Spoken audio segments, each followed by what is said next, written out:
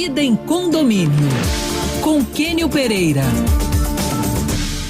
Bom dia, Kênio Pereira tá aqui com a gente hoje ao vivo nos nossos estúdios. Tem muita pergunta e muita polêmica também, Kênio. Bom dia para você, bem-vindo. Obrigado, bom dia, Luciano, Murilo, Maria Fernanda, ouvintes da Rádio Band News. É um prazer estar com vocês aqui. Kênio, hoje uma tragédia, enfim, a rede Band News em Rede, São Paulo, trouxe um caso que deixou todo mundo muito abalado, que foi de uma criancinha de 3 anos, foi em Salvador. O prédio foi fazer ali uma reforma da fachada, tirou a telinha de proteção e essa criança, infelizmente, caiu do 8º andar e morreu. A pergunta que fica aí, Kênio, todo mundo, a culpa é de quem? É do pai? É da mãe? Como que funciona essa questão da retirada de tela quando ela está na fachada? A telinha ela tem que ser instalada dentro ou fora do apartamento, Kênio? A questão é bastante triste, né? É lamentável esse acidente aconteceu. Agora vamos analisar a questão do dia a dia. O prédio vai se deteriorando com o passar dos anos, tem que fazer uma reforma de fachada. É muito comum, inclusive, o instalador que coloca a tela, ele faz furos do lado da janela, do lado externo. Então, naqueles furos ali na fachada, ele gera um fator de infiltração. Então, a pessoa coloca parafuso, quer dizer, o vendedor de tela não está preocupado se vai gerar infiltração no edifício. E uma reforma de fachada é muito cara. Essa reforma exige, então, que a pessoa lá, o técnico, né, verifique todos os pontos de filtração e é comum, é a regra, tirar a tela. Agora, é muito triste o que aconteceu, porque o que ocorre? Eu, como advogado da área imobiliária, eu sempre oriento as pessoas, né, a permitir a colocação de tela. Agora, gente, é direito dos pais proteger seus filhos, com certeza. Então, é ideal que haja a colocação da tela do lado interno, evitar que essa polêmica que está afetando a fachada ou não, essa questão de reforma, a questão de infiltração, que realmente é complicado. Vemos muitos apartamentos em que o local da tela entra água e infiltra dentro do apartamento. Então, é ideal que os pais, né, coloquem essa tela do lado interno. Agora, o fato é que o condomínio, nesse caso, apesar dessa tragédia, ele não pode ser culpado nesse aspecto, porque havia uma reforma que é de interesse da coletividade. E essa reforma exige, repito, a eliminação de pontos de filtração. O ideal seria ter tido mais cuidado, né? Quer dizer, se tira a tela, recolocá-la no mesmo dia, ou então colocar a tela por dentro. E os pais, né, têm esse dever legal de proteger seus filhos, né, de vigiar. E criança, gente, a gente sabe que criança não pensa, né, a criança é curiosa, que é olhar do lado de fora. Impulsiva, né? Impulsiva. Ela não tem conhecimento do risco que ela está correndo. Né? E Deus protege muitas crianças aí, mas infelizmente acontece um caso ou outro que é lamentável. Então, a dica que eu passo assim, para os ouvintes, né, gente, é que, para evitar esse tipo de risco, coloca a tela dentro da janela, por dentro, né, do lado interno, que aí evita esse problema.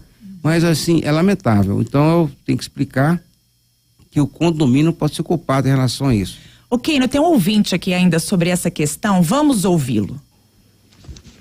Bom dia a todos. Sobre a questão das telas nas janelas dos prédios, tem várias soluções, né, que poderiam ter sido adotadas, à exceção da que foi feita lá em Salvador, né, que um ouvinte ainda há pouco falou, do prédio dele, a empresa ficou responsável de tirar a tela, fazer o serviço e depois recolocar. E aí até acrescento, porque isso de repente pode ser que aumente o custo, quer dizer, então o que pode ser negociado é o seguinte, quem tiver tela paga essa diferença, quem não tem paga o valor fechado inicialmente, né? Aí eu acho que fica todo mundo feliz. Pode, Kênio, cobrar valor diferenciado, enfim, fazer esse acordo com o condomínio? Esse comentário é muito feliz, é um comentário correto, né, gente? Porque é o seguinte, repito, a fachada pertence à coletividade, ninguém pode alterar. Mas se a pessoa coloca essa tela, coloca uma proteção para os filhos, eu acho que tem que ser admitido, sim, e a colocação do ouvinte, ela é correta. Então, se por acaso tem uma obra geral e aquele condomínio queria um custo a mais, ele arca com aquele custo, porque é um custo baixo em relação a isso. E segurança não tem preço, né? Então, eu acho que isso pode ser feito como regra em qualquer condomínio. Kênio, agora a gente mudou um pouquinho de assunto aqui, vamos falar sobre a importância da gente fazer a escritura do imóvel. O comprador que não faz escritura do imóvel, ele está sujeito a quais riscos, Kênio? Há diversos riscos. Isso dá um programa de 1 hora, vou explicar para todo mundo. O que acontece na prática é que a pessoa às vezes compra um apartamento, deixa aquela transação no contrato de promessa de compra e venda e não faz escritura para não pagar ITBI, para não pagar cartório de registro, cartório de notas. O que acontece, né, gente, é que esse imóvel juridicamente está em nome do vendedor. O vendedor sofreu uma ação de execução, ele pode perder o imóvel, porque o juiz manda penhorar o imóvel em nome do vendedor. Aí o comprador vai gastar aí uns 15% do valor do imóvel para contratar um advogado para entrar com embargo de terceiros. Embargo de terceiros seria para defender aquela propriedade que foi adquirida e que, tecnicamente, o vendedor que deveria arcar com essa dívida e não o imóvel que ele vendeu. Então o risco é muito grande. Há outros fatores também que o vendedor, caso ele venda e não passe para o nome do comprador, se ele ficar sem pagar condomínio e IPTU, o comprador, logicamente que a prefeitura vai entrar com ação de execução contra o vendedor e o condomínio vai entrar com ação contra o vendedor em relação ao débito condominial, porque para o condomínio figura como proprietário o vendedor. Ok, então você só é proprietário se tiver aquele registro no cartório de imóveis, né? Entre outras coisas, mas tem que ter aquele registro lá, que você paga a taxa, cartório de imóveis, certo? Correto, Murilo. Uma regra, tá, gente? Qualquer imóvel você compra, faz um contrato de compra e venda. O contrato não é obrigatório, mas é uma regra de mercado para você ter um pré-ajuste, pagar parcelado, o que for. Depois faz a escritura pública no cartório de notas. E essa escritura tem que ser levada no cartório de registro de imóveis para pagar de novo. Então, um imóvel de R$500 mil, você paga os 5.200 cartório de notas e mais os 5.400 cartório de registro de imóveis. Paga 2 vezes, além do ITBI 3%. Ou seja, comprar o imóvel tem que guardar um dinheiro ainda para fazer esses registros todos, né? No mínimo uns 14% a mais. Impressionante o custo. Agora, também nesse assunto, nosso ouvinte Leandro está falando de um problema em que não consegue comunicação com a nova empresa. É o seguinte, trata-se do programa PAR da Caixa Econômica Federal para aposentados da Prefeitura de Belo Horizonte. Então, o apartamento já está quitado. Ele diz o seguinte, a Caixa passou a administração para uma empresa terceirizada, né? De repente, ele até mandou o nome da empresa aqui, a gente depois vai entrar em contato com ela. Só que a empresa, ela é incomunicável, não tem um endereço fixo, né, físico, e não se consegue entrar em contato com a empresa. Por quê? Depois de quitar o apartamento, a pessoa quer passar o apartamento para outra pessoa. Como é que faz esse caso, ô Kênio? Isso é complicado. Complicado, o PAR, hein? né, o PAR é uma moradia baixa renda. Então, a princípio, eu acho que não podem passar para terceiros. Começa por aí.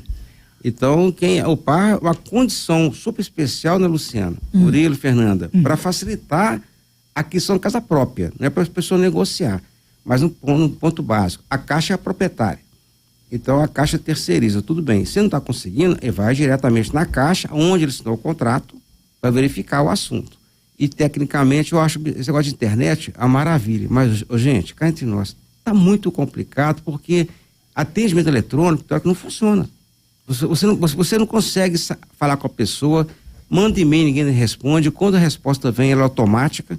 Então fica muito complicado, mas o ponto-chave é que ele só pode vir a vender esse imóvel se houver uma autorização da Caixa nesse sentido. Exatamente. Kênio, tem mais uma perguntinha aqui sobre escritura. Tem um ouvinte, o Marcelo, mandou pra gente. Kênio, se eu tiver somente a escritura e não tiver ela registrada, eu sou dono do imóvel? Você é dono, só que perante a justiça, perante a sociedade, os cartórios, se alguém procurar aquele imóvel, não vai achar seu nome. Porque o que garante a propriedade é o registro. Então, quando eu procuro saber quem que é o proprietário, eu vou aonde? No cartório de registro de imóveis, pego aquela matrícula e verifico. Então, o fato, não fique sem registrar a escritura, porque você corre risco. E outro fator interessante também, para você vender no futuro, tem que primeiro registrar a escritura pública. Eu quero colocar que essa falta de registro gera muito risco para o comprador e para o vendedor. Kênio, tem mais uma última perguntinha aqui, mais prática, do nosso ouvinte Daniel, dizendo que tem um muro em obras e esse muro divide dois imóveis, né? Correto. O dele e o do vizinho. Mas o vizinho pediu para derrubar esse muro para fazer um novo. Mas ele tá ali com uma certa desconfiança, com medo de insegurança, de ficar sem o muro. E aí, como que isso funciona? Ele pode derrubar? O muro também pertence a ele? Essa divisão de muro aí, quem é dono do quê? É uma Em cima questão, do muro aí. é uma questão bem polêmica, né, gente? Então, o muro divide duas propriedades. Se eu construir o muro somente no meu terreno, o muro pertence somente a mim. Agora, o normal, o sensato, é você colocar o muro entre as duas propriedades e ambos pagarem pela construção. Mas se uma pessoa faça uma casa, quero colocar o muro, minha segurança, faço o muro com minha conta.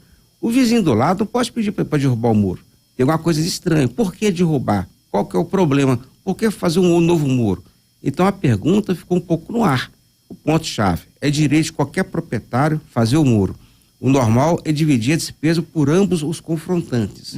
Mas se não houver essa combinação prévia, se interessa somente a mim, que estou fazendo a casa, fazer o muro, então, logicamente, vou fazer por minha conta. E o vizinho do lado não pode usar esse muro para fazer uma construção aproveitando o muro. O muro é de divisa, tá ok, gente? Então, na prática, eu não derrubaria esse muro, você sabe por quê, em relação a construir outro. A não ser que faça o seguinte: você quer derrubar? Então faz aqui uma calção de dinheiro para fazer o muro. Adianta o dinheiro, deposita para fazer o muro de novo.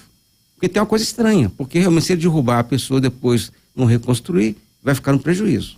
Tá certo. Kênio, muitas perguntas chegando. Eu vou separar tudo aqui na medida do possível. A gente manda pro Kênio. Então a gente aguarda mais uma visita do Kênio aqui ao vivo. Mais uma rodada de perguntas pro Kênio. Kênio, muito obrigada mais uma vez pela sua presença aqui ao vivo nos nossos estúdios. Um bom dia para você. Bom dia para todos. Foi um prazer estar com vocês aqui. Até semana que vem. Até lá.